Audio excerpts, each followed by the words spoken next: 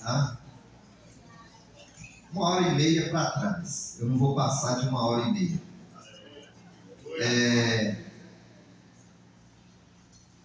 Deixa eu ver onde nós vamos ler. Nós vamos ler Isaías, capítulo 6. Isaías, capítulo 6, versículo 1 até o versículo de número 8. Aleluia, Deus. Glória a Jesus. Isaías 6, capítulo 6 de Isaías. Glória a Deus. Versículo de número 1 a seguir. Ontem nós tivemos uma viagem, na verdade, madrugada de ontem, para Belo Horizonte. Eu temi muito não conseguir chegar a tempo.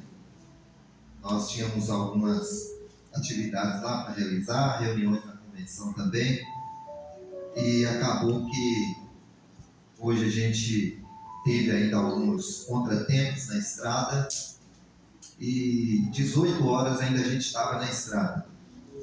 Mas graças a Deus deu tudo certo, chegamos a tempo. Vim de lá para cá ainda, uma motoqueira quis entrar debaixo do meu carro, mas Deus teve misericórdia, né? Que não teve nada demais. E eu sei que vocês têm orado pelo culto, pela conferência, e é importante isso, muito importante a oração, a intercessão pelo que se pretende fazer. Eu tenho falado sobre as conferências que a gente está indo participando. Tivemos também uma conferência de dependência. Uma coisa que alguns não estão se atentando, né? Esses últimos dias, Deus ele está fazendo um grande movimento no meio da igreja, na terra, em especial no Brasil. Deus tem usado de todos os meios para fazer isso acontecer, né? Pela política, você nunca viu a igreja tão mobilizada e orando com tanta intensidade para Deus ter misericórdia da nossa nação. Nós estamos orando por avivamento, né? E um grande mover do Espírito Santo entre nós. Então Deus está provocando isso. Ontem nós tivemos uma participação em um período do dia, um trabalho de mentoria pastoral mesmo.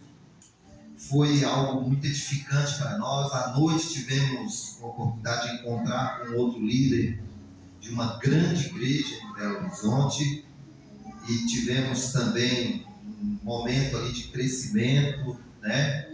E de compreensão do que Deus está fazendo na igreja dele em Minas Gerais, aqui em Montes Claros especialmente, apesar de algumas situações adversas que a gente vai passando por elas, né?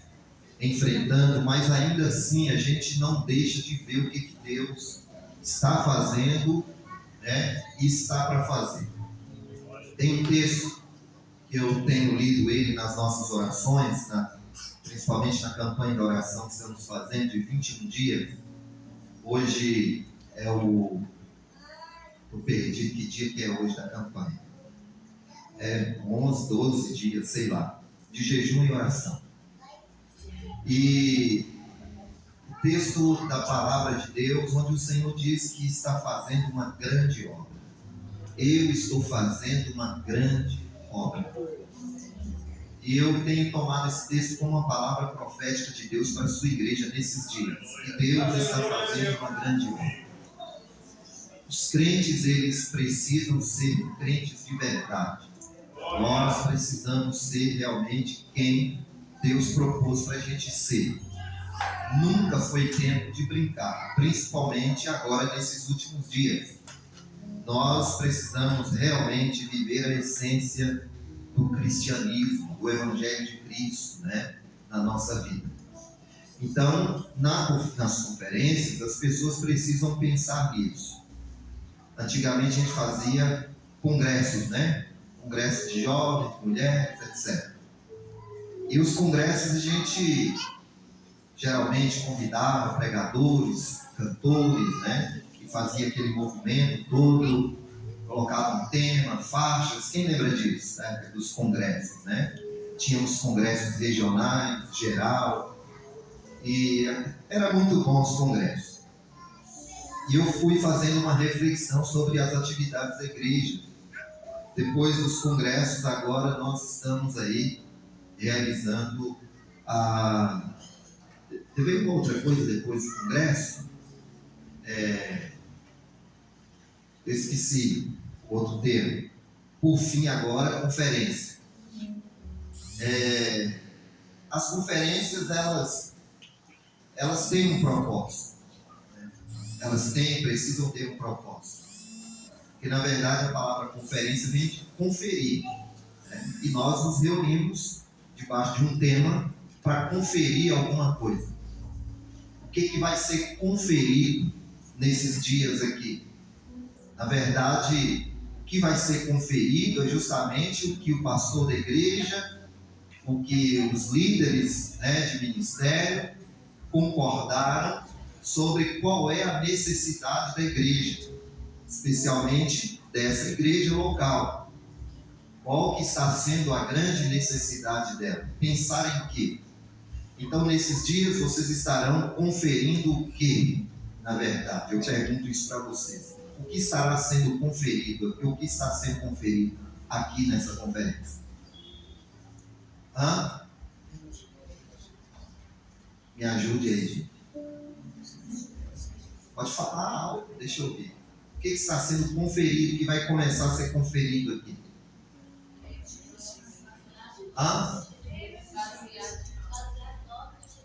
Baseado em nós.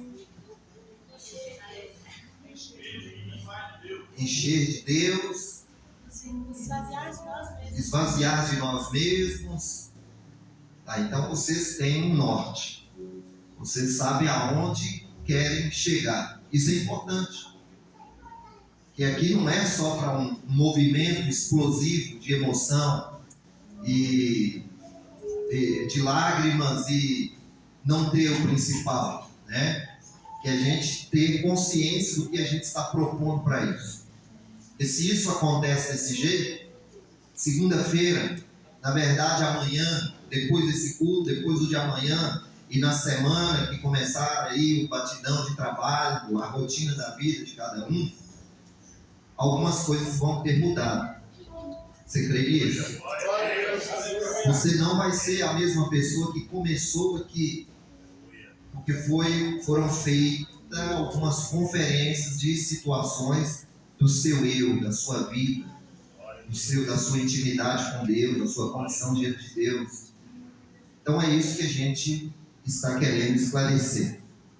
Então, com base nisso aí, nós vamos falar algumas coisas aqui. Eu prometo para vocês que vou falar o que eu tenho aqui e não quero passar disso para não cansar vocês, mas espero que vocês absorvam.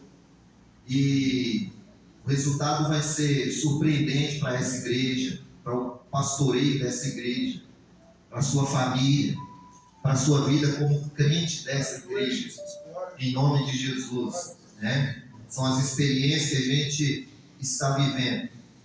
Quem está mantendo uma vida de oração aí? Quem está mantendo uma vida de oração? Amém. Vida de jejum. Diminuir. Consagração. Alguém me perguntou, pastor, qual a diferença de jejum e consagração? E aí, a gente pode jejuar e não consagrar? Pode. Na verdade, o jejum é a abstinência de alimento e a consagração é o tempo que você dedica para Deus, é o que você faz dentro desse período. Leitura da palavra, clamor, né? Cântico, se fecha para Deus, né? Então isso é um momento de consagrar-se para Deus, de entregar-se para Deus. Você pode muito bem jejuar e não fazer nada disso, então jejum e não consagra. Pode consagrar e não jejuar, né? Então uma coisa cada um é um. Mas é importante a gente se atentar para essas coisas, porque é através dessas coisas aí que a gente sobrevive espiritualmente, né? Os meninos apresentaram aqui agora um negócio aí, né? E a peça, o teatro. E deu para a gente entender realmente sobre isso. Perder primeiro o amor, perder essa devoção, essa alegria, né? É algo que é comum acontecer e está sendo comum acontecer na vida das pessoas. E é uma realidade, né? Tem muitas pessoas muito frias, vazias de Deus, né? Não sentem mais nada, não fazem mais nada. Então Deus vai cuidar de nós nesses dias aqui, de vocês em nome de Jesus. Quem achou o texto? No ano que o rei Uzias morreu, eu vi o Senhor assentado num trono alto e exaltado, e a aba da sua veste enchia o templo. Acima dele estavam serafins. Cada um deles tinha 6 asas, com 2 cobriam o seu rosto, com 2 cobriam os pés, e com 2 voavam, e proclamavam uns aos outros: Santo, Santo, Santo é o Senhor dos exércitos. A terra inteira está cheia da sua glória. Ao som das suas vozes, os batentes das portas tremeram, e o templo ficou cheio de fumaça. Então gritei: ai de mim, estou perdido, pois sou um homem de lábios impuros e vivo no meio de um povo de lábios impuros. Os meus olhos viram o Rei, o Senhor dos exércitos. Logo um dos serafins voou até mim, trazendo uma brasa viva que havia tirado do altar com uma tenaz. Com ela tocou a minha boca e disse: veja, isso tocou seus lábios, por isso a sua culpa será removida e o seu pecado será perdoado. Então ouvi a voz do Senhor conclamando: quem enviarei? Quem irá por nós? E eu respondi: eis-me aqui, envia. Amém. Meus irmãos, menos de nós e mais de Deus é um desafio muito, muito.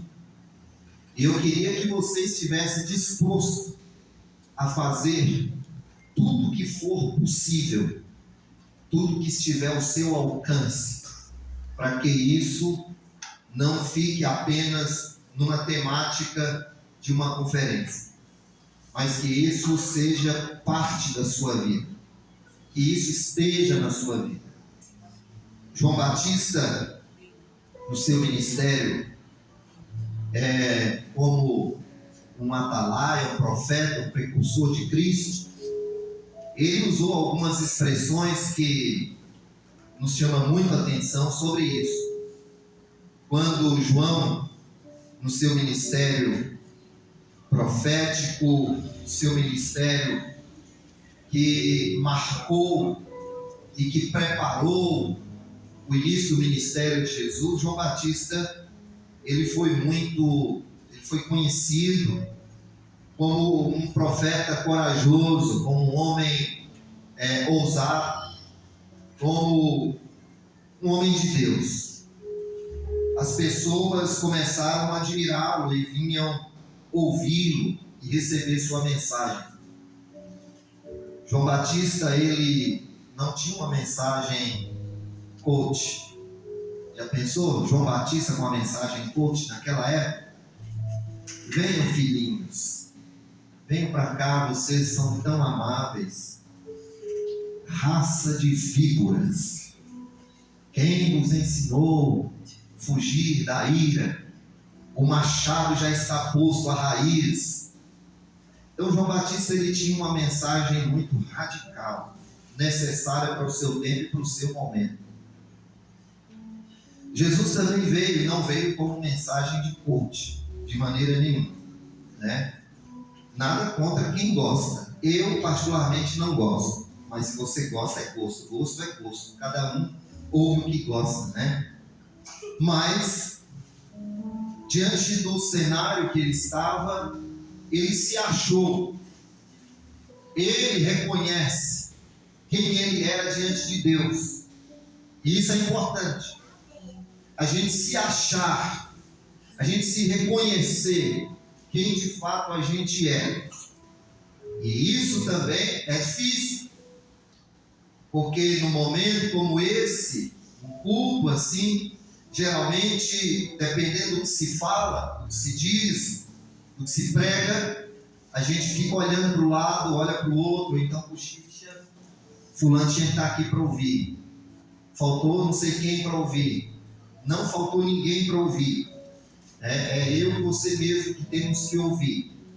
Então a gente fica transferindo essa responsabilidade nossa, a gente fica tirando de nós, isso não é para mim, é para a gente, irmão. Deus está tratando com a gente, Deus trata com a gente. Então precisa a gente se achar aqui. Quem é você aqui? Como é a sua personalidade? Como é o seu temperamento? Como é o seu testemunho cristão? Como é que é você fora dessa igreja aqui? Como é que é você como mãe, como pai, como esposo, como esposa? Como é que é você como aluno? Como é que é você como um funcionário lá na empresa onde você trabalha?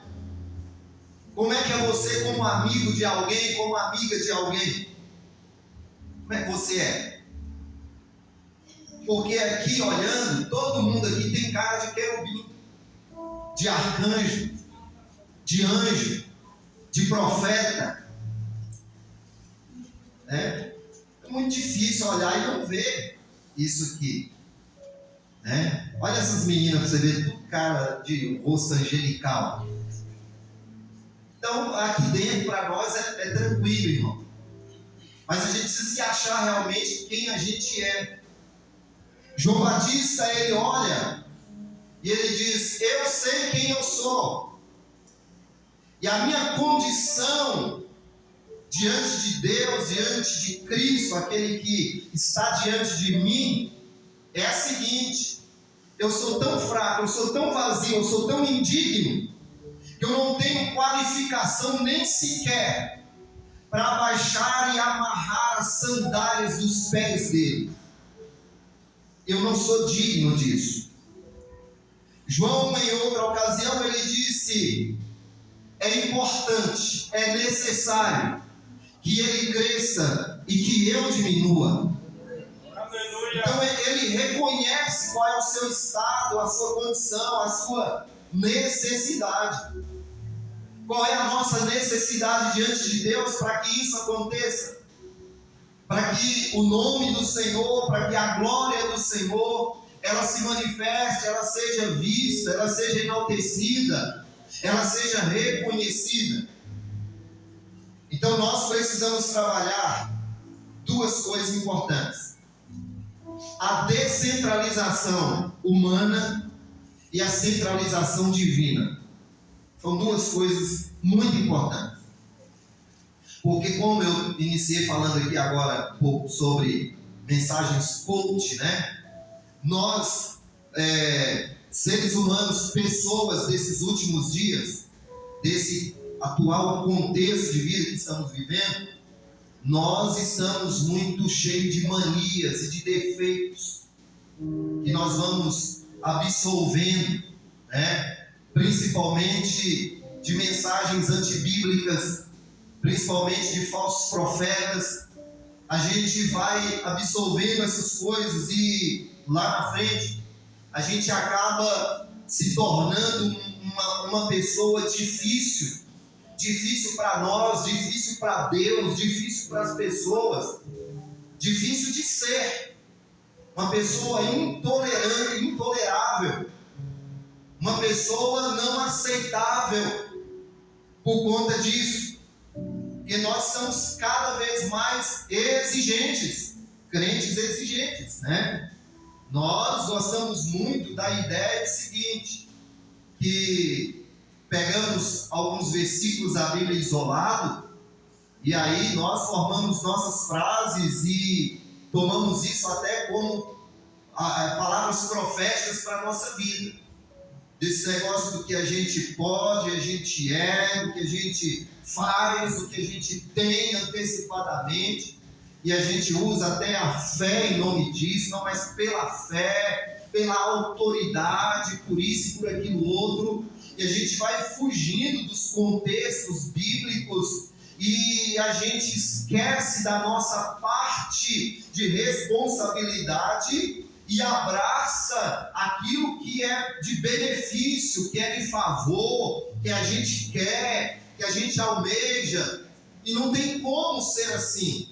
O que é de responsabilidade nossa, nós precisamos cumprir, nós precisamos ser, nós precisamos viver. Então, essa centralização humana está prejudicando muitas pessoas cheias de si, muitas pessoas com muita sensibilidade, como cristã mesmo, né? Elas estão se ferindo facilmente, elas estão ficando pessoas cada vez mais difíceis de se relacionar facilmente nas igrejas, não estão tendo uma formação que garanta e dê para elas uma estrutura, uma condição para elas serem pessoas com condição, capacidade de viver em meio às dificuldades que a gente tem na vida, né? Então está muito difícil hoje por conta dessa centralização humana. As pessoas, elas estão precisando buscar realmente na palavra de Deus, buscar no Espírito Santo discernimento na sua vida, para elas compreender realmente, né, qual é o seu lugar e a sua posição, onde Deus deve estar na sua vida. E muitas vezes esse termo aí, que é o tema da conferência, está invertido, está na prática mesmo, mais de nós e menos de Deus. Mais de nós e menos de Deus. E parece soar tão pesado isso, mas é uma verdade. Porque se você fizer uma análise, tem menos de Deus do que mais de Deus em muitas das nossas decisões, em muito daquilo que a gente faz, daquilo que a gente vive, tem menos Deus, né? Menos Deus.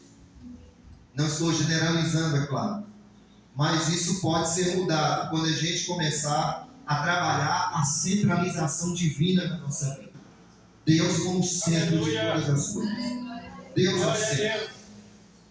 E quando Deus ele é o centro, Ele é o centro do culto, Ele é o centro da nossa vida, tudo se converge para Ele. Aquele texto lá que Paulo escreveu aos Romanos, no capítulo 11, versículo 36, bastante conhecido, quando Paulo diz assim: porque dele, por Ele e para Ele são todas as coisas, a Ele, pois, glória eternamente. Amém? Então Paulo está falando da centralização de Deus em todas as coisas. Tudo é para Ele. Qual a razão do culto? É Deus. Qual a razão da nossa existência? É Deus. Tudo que a gente faz deve se convergir para Deus, que Ele diz assim: porque dele, né? Propriedade dele, por Ele e para Ele são todas as coisas. Ele está falando aqui de adoração, Ele está falando de louvor, né? Tudo aquilo que é de essência de louvor e adoração, né, é dele, por Ele e para Ele. A Ele seja, pois, a glória para todos sempre. Amém? Ponto final, está encerrado. Centralização divina. Então é uma coisa que a gente precisa pensar para a gente trabalhar essa questão de mais de Deus e menos de nós, né? O texto de Isaías é o texto que eu quero trabalhar aqui, alguns pontos com vocês, para que a gente possa fazer aqui algumas aplicações e fazermos uma oração sobre isso. Eu quero convidar você a pensar em algumas coisas aqui, se você puder registrar aí na memória. Eu sei que é difícil, que a gente esquece, mas nós vamos pontuar algumas coisas. Entender a natureza de Deus, primeiro. Segundo, entender a natureza humana. Terceiro, entender nosso papel como servos no reino de Deus. Quarto, entregar nosso coração. Talvez seja esse o maior e mais difícil desafio que nós vamos encontrar. Esse é um dos desafios mais difíceis. Entrega de coração. Mas nós vamos aplicar melhor isso, observando o texto da chamada de Isaías.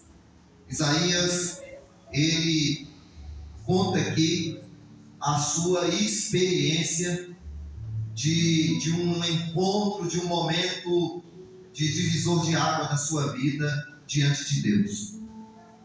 E todos nós podemos ter essa experiência na nossa vida.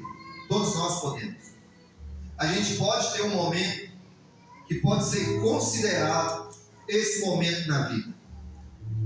O momento da nossa decisão é um momento muito importante da nossa decisão de ter aceitado Jesus. Muitos aqui tiveram uma experiência maravilhosa na sua decisão. Alguns vieram, de tentativas de suicídio, outros vieram de problemas familiares, outros vieram em circunstância de intensa solidão e tristeza, outros vieram mediante aos fracassos da vida, Enfim, cada um tem uma experiência do seu momento que se encontrou com Jesus. Foi um tempo importante? É importante esse tempo. Esse momento ele marca a nossa vida, a nossa entrada nos portais da salvação, da graça de Deus. Esse momento deve ser registrado com muito cuidado por cada um de nós, com muito carinho. Quem se lembra da data da sua conversão? Quem lembra? A maioria lembra do seu dia. Esse foi um dia muito importante na sua vida. Você precisa sempre olhar para esse dia com bons olhos e ver como que o Senhor teve misericórdia de você naquele dia e te alcançou. Quando você estiver naquele dia de tentação, de murmuração, naquele dia de conturbação emocional e espiritual, lembra dessa data e reflita um pouco. Que dia foi aquele na sua vida? Que momento foi aquele que Deus te deu? É muito importante.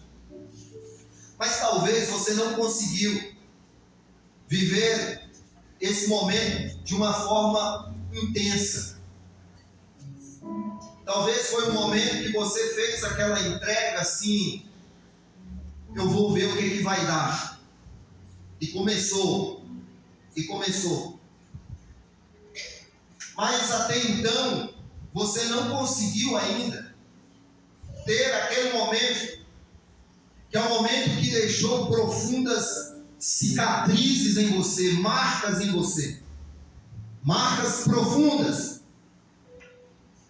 Marcas deixadas pelo próprio Deus na sua vida.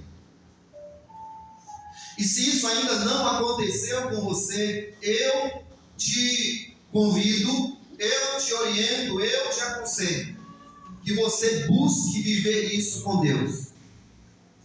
Todos os homens, todas as mulheres da história bíblica e também fora das informações bíblicas de todos os tempos, todas as pessoas, elas têm um momento, um tempo de Deus que rasgaram a sua alma, ou que rasgou a sua alma, que marcou a sua vida profundamente.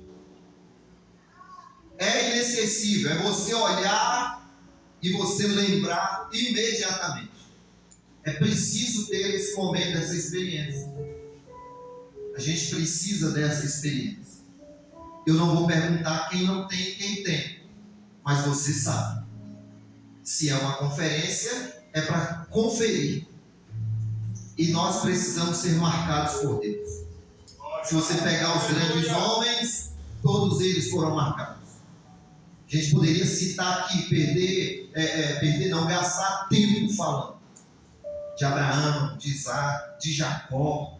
E Jacó foi mais profundamente ainda, porque ele saiu manco, do seu encontro com Deus. O Senhor tocou, na sua coxa e feriu ele, machucou ele. Ele nunca mais se esqueceu e também nunca mais foi a mesma pessoa. Paulo nunca mais foi a mesma pessoa depois do seu encontro com Jesus. Pedro nunca foi. Todos os que eu citarem aqui, você vai saber que nunca foram as mesmas pessoas. E nós também não podemos ser as mesmas pessoas.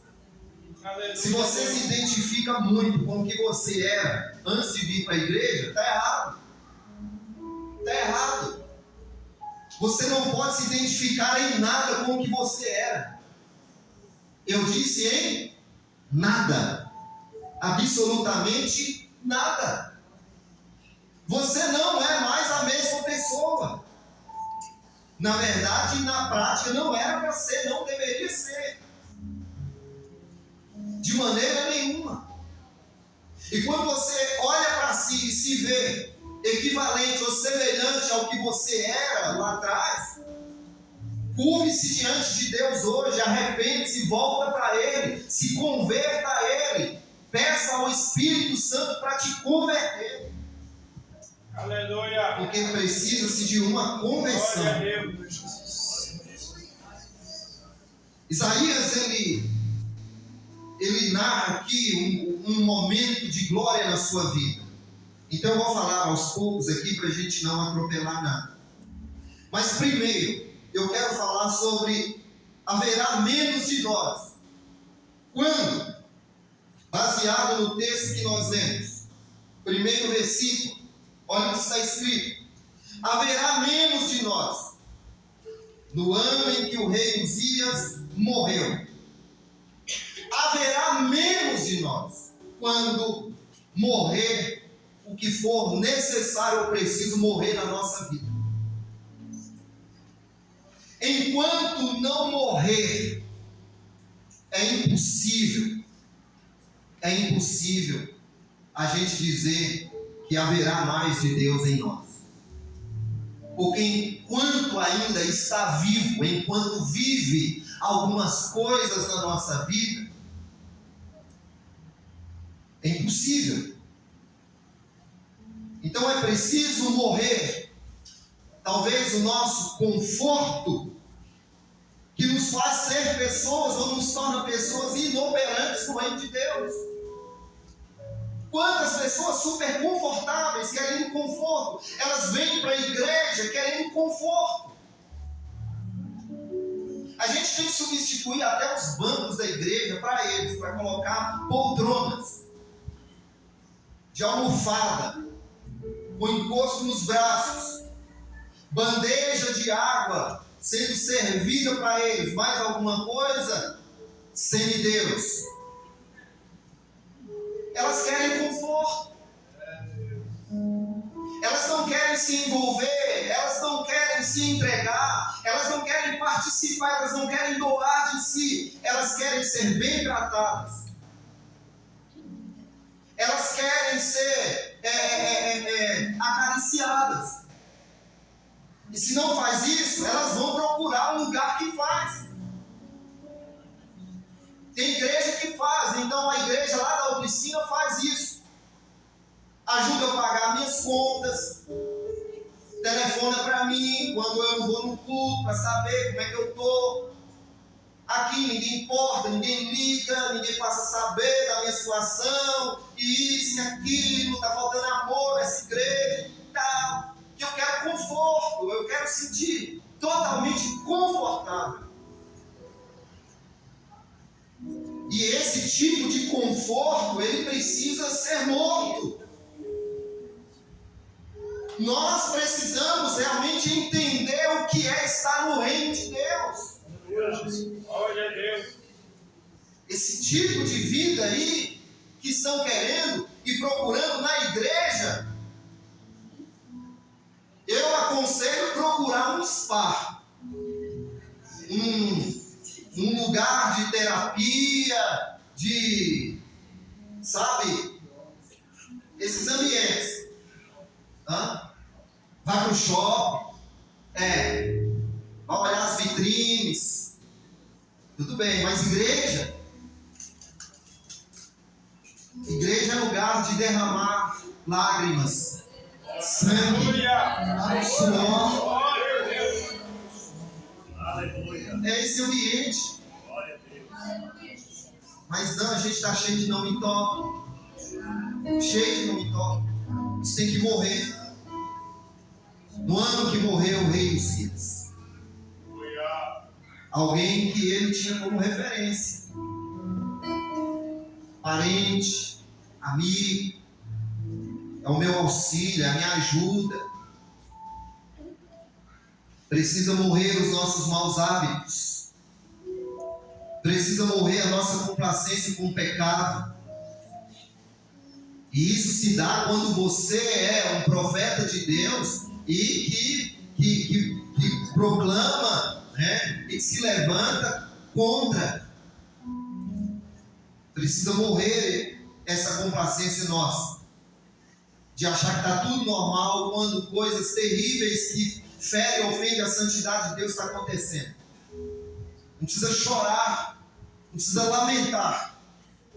A gente precisa colocar o nosso rosto no pó mesmo, esfregar a cara, o nariz no chão e pedir a Deus misericórdia por muitas coisas que estão acontecendo. E se nós não sacrificarmos em nós, matando essas coisas que estão vivas em nós e que nos faz ser pessoas insensíveis a Deus, vai ser difícil mais de Deus, vai ser sempre mais de nós.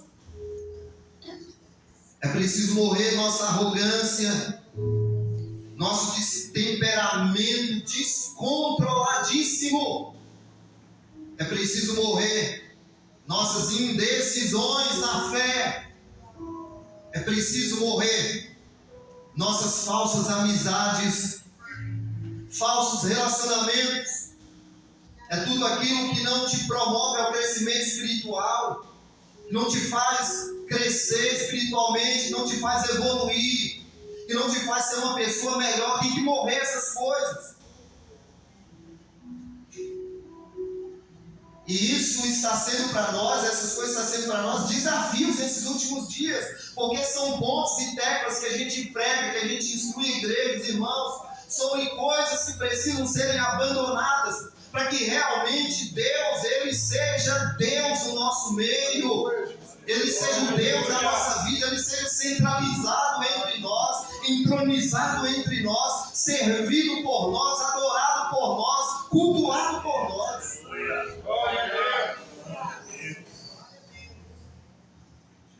Então, uma vez que essas coisas morrem, nós vamos vivendo processos de Deus e de evolução da nossa fé, da nossa vida.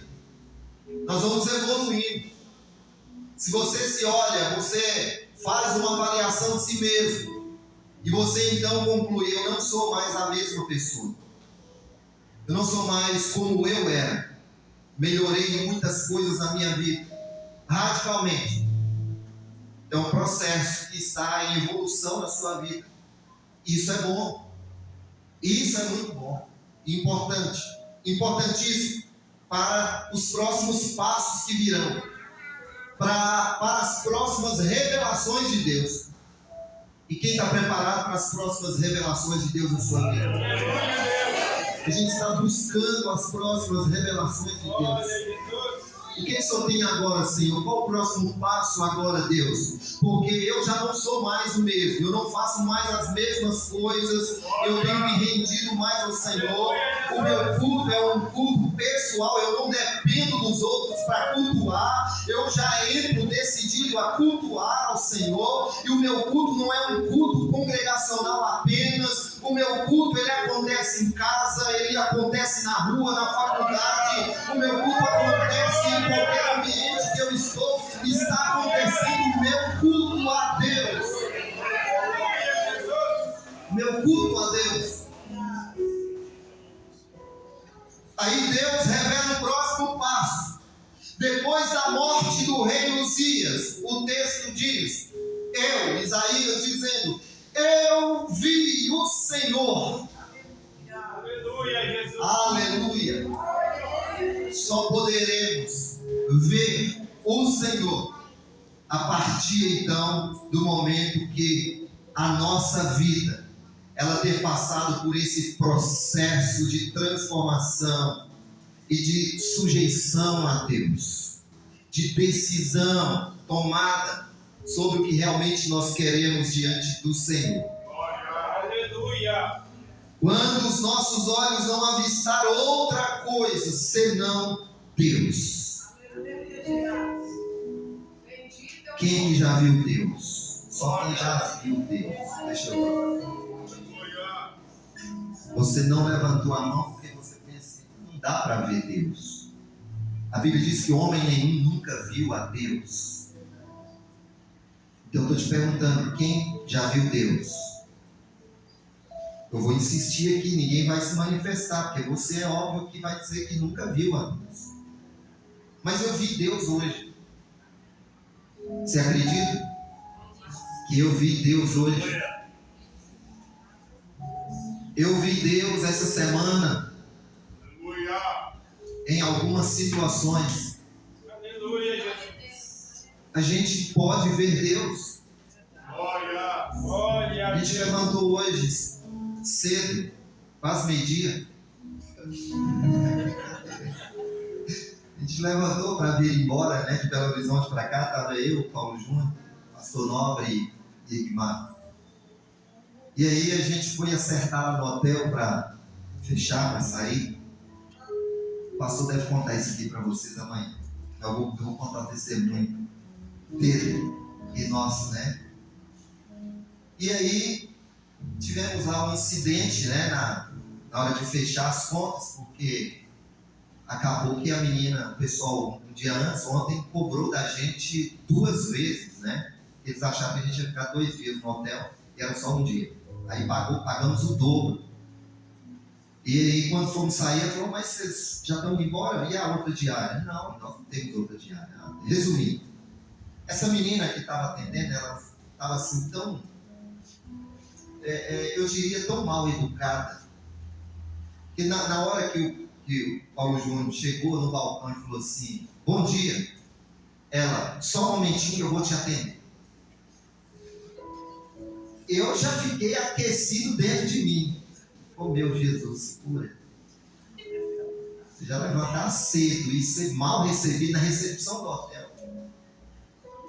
Pensa, irmãos, que coisa linda quando Deus quer te dar uma revelação, quando Deus quer fazer alguma coisa. Aí resolvemos lá e tal, o pastor acertou, deu tudo certinho, estornou as outras diárias. E o pastor virou para ela e perguntou assim, menina, está tudo bem com você? Você tem filho? Ela disse assim, eu tenho, e começou a chorar. Começou a chorar e se entregou no choro. E depois o pastor disse assim para ela, que Deus abençoe seu coração, suas emoções, seu filhinho. Segurou na mão dela e começou a orar por ela lá na recepção, e essa menina não conteve de tanto choro. Eu vi Deus ali. Eu vi Deus na vida daquela menina ali. Eu vi Deus trabalhando ali. Eu vejo Deus quando pessoas se entregam a Jesus. Eu vejo Deus quando pessoas se arrependem dos seus pecados. Não tem como não ver Deus nisso. Se você olhar para a Bíblia e ver quantas coisas o Senhor operou na vida das pessoas ali, e você então vai perceber que é possível realmente a gente ver Deus através de milagres que acontecem no dia a dia. A gente ver Deus em livramentos, a gente ver Deus num culto como esse aqui, que o Senhor está bradando e falando. Você não vê com os seus olhos físicos, mas a sua alma comunica, sente. Os olhos da fé sabem que é um Deus glorioso e poderoso aqui no nosso meio. A gente vê. Então, se eu te perguntar aqui, você já viu Deus? Quem já viu Deus? Você viu Deus? Você viu Deus no dia que você entregou a sua vida para Jesus? Você viu Deus no dia que deu livramento de morte para você, seu filho, para sua filha? Você viu Deus no dia que Ele te curou de uma enfermidade? Você viu Deus quando o mantimento da sua casa não cessou? Você viu Deus quando alguém chegou para você e te pediu perdão? Você viu Deus? Você viu Deus quando você chegou aqui amargurado, precisando de uma palavra, e justamente você precisava ouvir foi pregado? Você viu Deus? Aleluia! Isaías, ele diz, eu vi Senhor. Aleluia. Ver Deus pelos olhos da fé, através de uma vida abundante, vibrante na presença do Senhor. A gente poderia citar aqui um monte de experiências sobre quando a gente vê Deus. Quando você está conversando com alguém e as suas palavras penetram naquele coração, e aquele coração é dilacerado, e a pessoa começa a chorar e reconhecer que tem alguma coisa acontecendo dentro dela. Isso não é outra coisa senão Deus. Isso é, homem não tem poder para isso. É o fluir de Deus, é a comunicação de Deus que faz isso. Então a gente vê Deus. Quantos milagres Jesus